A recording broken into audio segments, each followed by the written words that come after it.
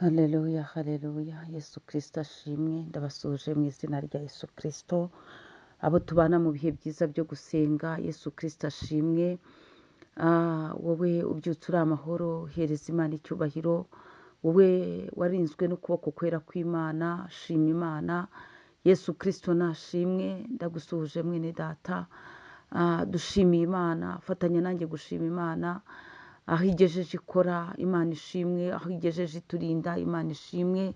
Hereza Imana icyubahiro, zamura amaboko yawe, ukibyuka ujye upfukama imbere y'uburiri bwawe, upfukame mu cyumba cy'inzu yawe, ushima Imana, ushima Imana. Reba ahantu wateguriye Imana ho gusengera, ujye ubyuka cyane kare cyane, wibature ugende upfukame, ubwira Imana uti Imana ndagushimiye. Ntukaburire Imana umwanya woya, muri gahunda zose upanga ujye ushyiramo umwanya w'Imana yawe.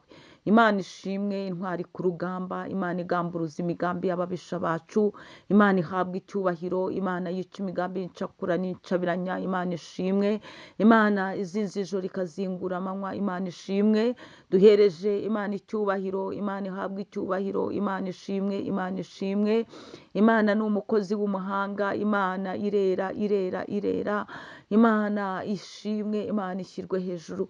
Ndagusuhuje mwene data, no kuri muri iki gitondo nezerewe Imana, nezejwe n'Imana ihanagura amarira ku maso y'abayitegereje, nejejwe n'Imana inyuranya amaboko y'ibitavuga Imana ku buzima bwawe n'ubwanjye. Imana ihabwa icyubahiro. Muri iki gitondo muri kumwe na Bishop Leonira, umushumba w'itorero Elayono Mountain Church mu Rwanda. Dukomeje kuba mu bihe byiza byo gusenga. Iki cyumweru twaganiriye ku ijambo rivuga ngo ijambo rye rirarema. Twavugaga ijambo rya Yesu Kristo, twavugaga ijambo ry'Imana yacu, twavugaga ko Imana ihagarara mu ijambo ryayo ikaririnda ikarikurikirana. Ijambo ry'Imana ryibukwa igihe cyose ku buzima bwawe.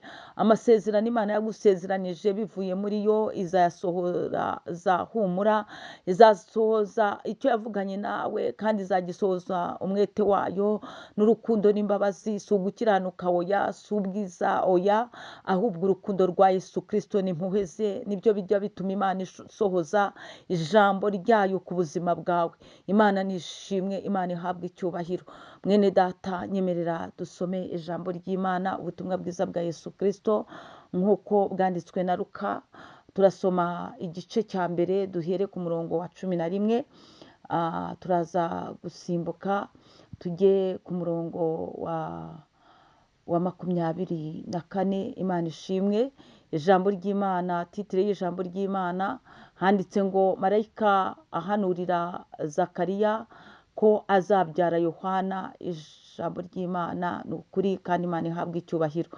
Imana iravuga bikaba, yategeka bigakomera, ngo marayika w'umwami Imana yahanuriye Zakariya ko azabyara Yohana. Nawe ufite ubuhanuzi ugendanye igihe kirekire, ariko komera shikama. Imana iraje nonaha, iraje isohoze icyo yavuganye nawe.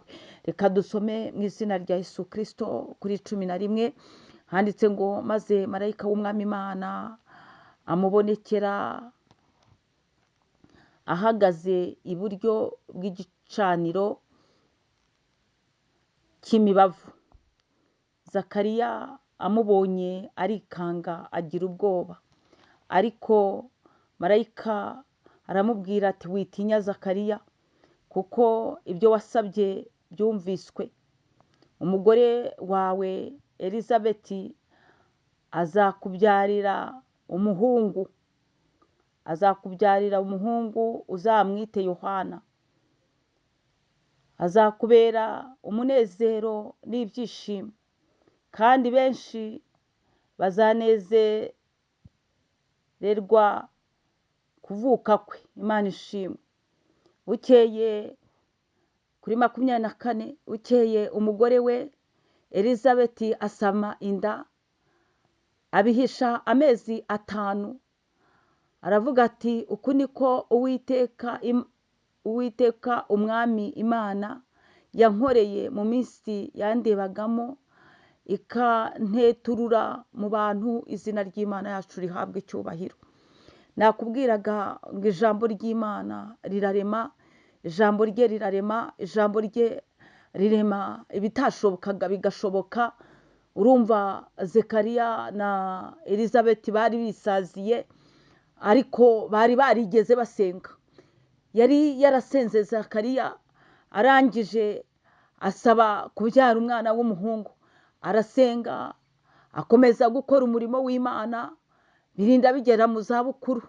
Nta cyamutandukanyije n'urukundo rwa Yesu Kristo, nubwo yari afite ikibazo cyo kutabyara, ariko yakomeze kwizera Imana, akomeza gukora umurimo w'Imana, ngo akomeza kwibera ku gicaniro cy'imibavu. Yewe igicaniro cy'imibavu ni igicaniro cy'amasengesho yabera. Imana ishimwe, akomeza kwibera ku gicaniro. Nawe biragusaba ngo ukomeze wibere mu bihe byiza byo gusenga, ukomeze ube ku gicaniro. Ariko ubu wakubaza yasanga uba ku kihe gicaniro? Ese uba ku gicaniro cy'imibavu? Uba ku gicaniro cyo kuramya no guhimbaza Imana? Uba ku gicaniro cyo gusenga? Uba ku kihe gicaniro? Uba ku gicaniro cyo gufasha indushyi? Uba ku kihe gicaniro? Ngo ariko Zakariya yiberaga ku gicaniro cy'imibavu. Nuko ngo ari ku gicaniro cy'imibavu nibwo yagize ibonekerwa, nibwo yasuwe na marayika Gaburiyeli. Ngo marayika Gaburiyeli arahamusanga, arangije aramubonekera. Ngo Zakariya akimubona, yewe Zakariya ngo yagize ubwoba, ariko marayika Gaburiyeli amubwira ijambo ryiza, aramubwira ati witinya Zakariya, kuko witinya Zakariya. Ku murongo wa 13,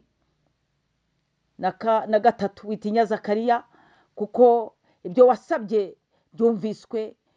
Imana ishimwe. Nawe hari ibyo umaze iminsi usaba, hari n'ibyo wasabye, hari n'ibyo wageze aho uribagirwa, ariko icyari kigukwiriye no guhama ku gicaniro, no guhama mu bihe byiza byo gusenga, kuko ijambo ry'Imana rirarema. Marayika Gaburiyeli aramubwira ati ibyo wasabye byarumviswe. Imana ishimwe. Nawe ujye ugira kwizera kudafite gushidikanya, umenye ko gusenga kwawe kwazamukiye imbere y'Imana, umenye ko ibyo wasabye byumviswe, umenye ko Uwiteka arinze isezerano yagusezeranije. Imana ishimwe cyane. Imana ntikangwa n'imyaka umaze mu kigeragezo, Imana ntikangwa n'ubusharire bw'icyo kigeragezo. Marayika Gaburiyeli araje ku buzima bwawe. Gaburiyeli murahuye muri iki gitondo, Gaburiyeli arakugendereye. Yesu Kristo nashimwe, kandi arakubwiye muri iki gitondo ngo gusenga kwawe kumviswe, gusenga kwawe kwarumviswe. Izina ry'Imana yacu rihabwe icyubahiro. Zekariya abwiwe gutyo, ari ku gicaniro cy'imibavu. Imana ishimwe. Aramubwira ati umugore wawe Elizabeth azakubyarira umuhungu. Imana ishimwe. Uzamwite Yohana. Izina ry'Imana yacu rihabwe icyubahiro. Ngo azakubera umunezero n'ibyishimo. Imana ishimwe.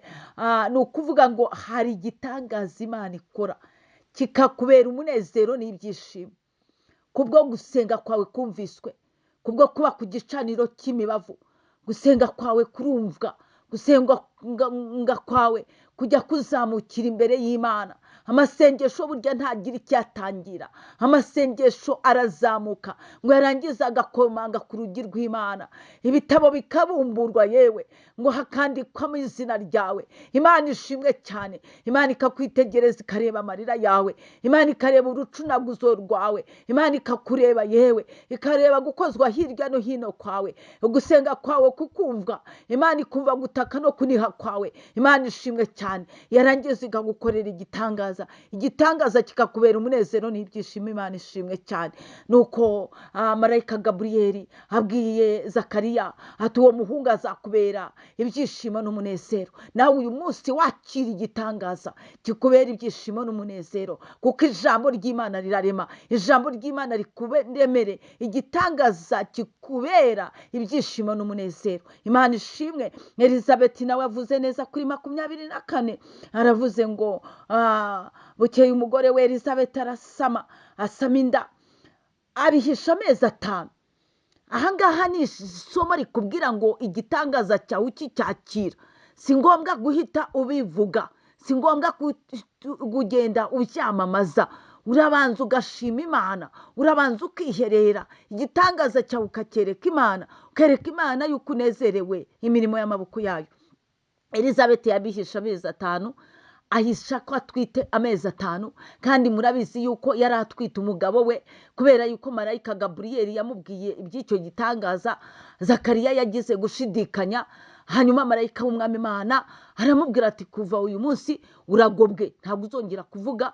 Nuko ava ku gicaniro cy'imibavu yarangije kugobwa, ntabwo yigeze yongera kuvuga ngo yacaga amarenga gusa. Muri ayo mezi yose umugore we yamaze atwite, Zakariya ntabwo yavugaga. Ni ukuvuga ngo rero umugore yabonaga umugabo atavuga, nta n'icyo yashoboraga kuvuga kindi. Icyo yakoze we ni uguceceka ngo arabihisha amezi 5, ahisha ko yasamye, ahisha ko yakira igitangaza cy'Imana.